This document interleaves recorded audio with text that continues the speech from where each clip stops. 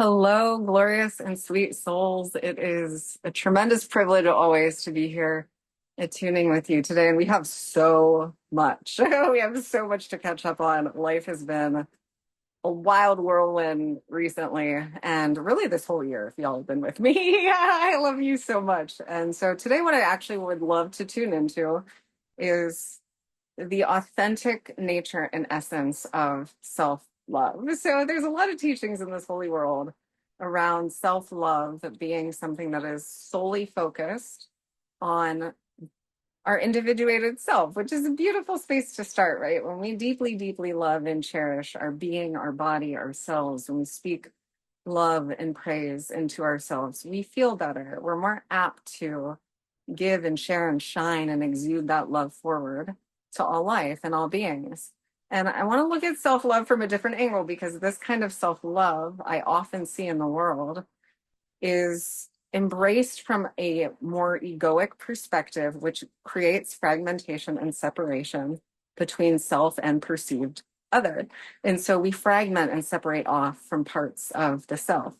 I love myself, and in that loving myself, I'm pushing this away or pushing this aspect of the self away. Now, what's actually happening when we do that is we're looking into our creation and we're seeing the mirror of our unconscious shadow and misperceptions.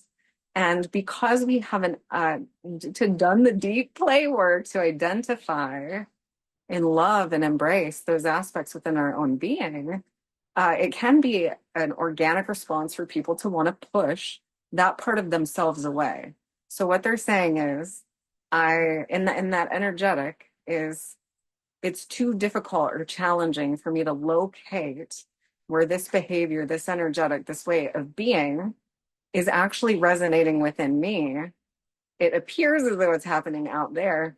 So if I just release this thing from my life, it'll be taken care of. But the reality is the mirror is just reflecting back a deeper cellular resonance and pattern that we have going on inside. And actually, the mirror of my reality has been, by and far, aside from deep devotional intimacy with my true nature and essence and being, my greatest teacher, because it shows me what I am resonating and where I have an opportunity to integrate more deeply, richly, wholly, fully, and completely into divine love by looking at that part of myself, holding it in compassion, and simply loving it, and then releasing it and beginning to infuse gratitude in those parts of my life. So our self-love in the truest, purest sense is all pervasive.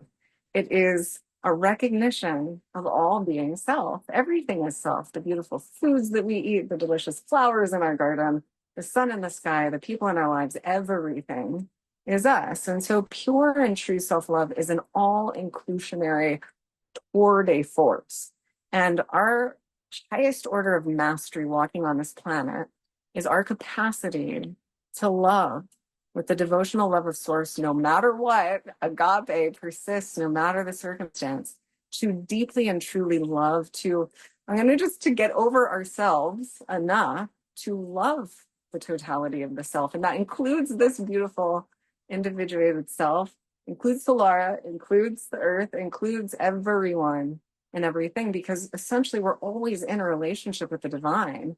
Everything, even seemingly inanimate objects, are vibrating consciousness, and they are the essence of God and life itself. And so when we dance through life in sacred relationship with our whole self, we're living and walking the mastery of true, pure, and pervasive self-love. And what is the energy of that creation responds to?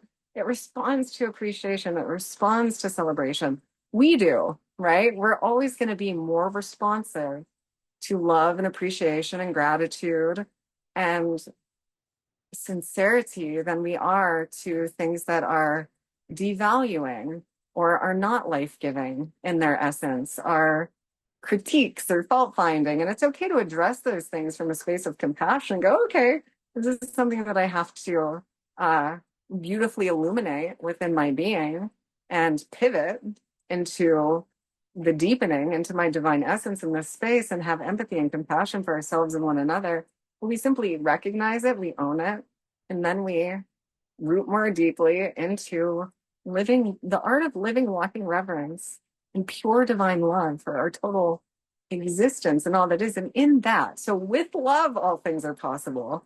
And the ego likes to believe that it can create from the small self-limited identity and personality constructs. And truly, beings would not struggle so much with the art of manifesting what they truly deeply desire and wish to experience, which is their divine essence reflecting everywhere throughout their creation in all forms.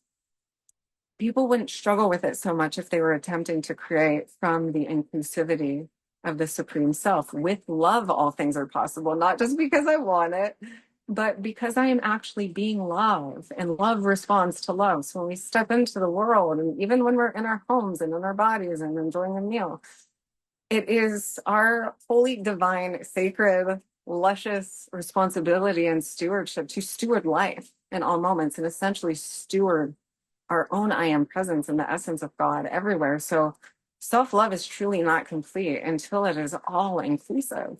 And this is our mastery. And when we walk in that mastery, life will just pour into us, like pour into us, because it loves that it's being loved, just like we all respond to love.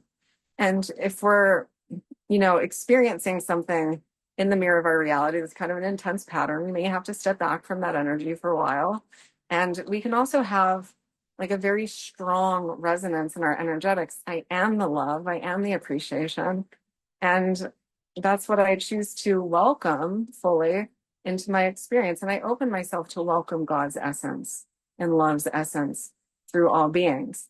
And so when we really root into that, that's when we resolve the pattern in the mirror of undesirable frequencies showing up and reflecting back to us, undesirable ways of being, and unconscious aspects, which is simply anywhere that we're perceiving anything other than source. And so those are our shadows, our misperceptions. And if you think about that, for a lot of people, that's a lot of internal content to really alchemize and transmute into the light of clear vision, of absolute clarity, deep-seated, rooted knowingness that all is source, all is love. And we all have these things happening inside of ourselves. So compassion, and then saturating and immersing in the truth of the source field, the luminous truth of pure awareness, to see ourselves clearly. When we see ourselves clearly, self with a capital S, we can see ourself clearly, others clearly in the world, in its innate, inherent divine perfection. And it doesn't really matter at all where we are in our spiritual journey and our awakening to the realization and recognition of self. Timeless gratitude is something that we can all practice, that appreciates causes to grow every single thing in our lives. And so there's a beautiful quote I shared today. And it was about, when we persist, we will have it. And when we, what is the next one? When we persist, we will have it. When we are consistent, we will keep it. And when we show our sincere gratitude and appreciation, we will attract more of it. And it's that simple. And this is, anybody can apply this to their lives. It really is the magic of existence. It's not really magic. It's just us living in the frequency of genuine amazement and appreciation for all that is and all that we are, and creation responding to that, because all that is love is literally the currency of existence. It is the living intelligence and life force and consciousness and currency that is weaving its way through the unified field of being. It's what is sending the neurotransmission and signals and communications to ourselves, to others, to all beings, to all life through quantum entanglement, meaning that what happens in one place happens everywhere. Also the holographic principle, meaning that everything we think, feel, and resonate gets communicated. And so life responds to that. And the mechanism of the feedback mechanism of creation is teaching us to master the art of walking in appreciation and love, because that is what all life responds to. It is what causes life to grow and expand and proliferate. And just think about how applicable that is to you in your life, when you're celebrated, when you're appreciated, when you're embraced, when you're welcomed, when there's no judgment and there's space to be and breathe and open yourself fully, you're more apt to allow your pure essence to shine through.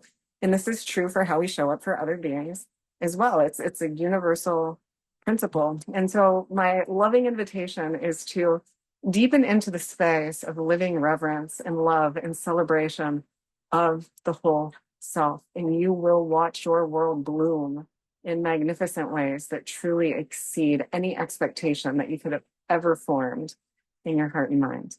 Okay, darlings, I love you so much, and we shall convene again soon.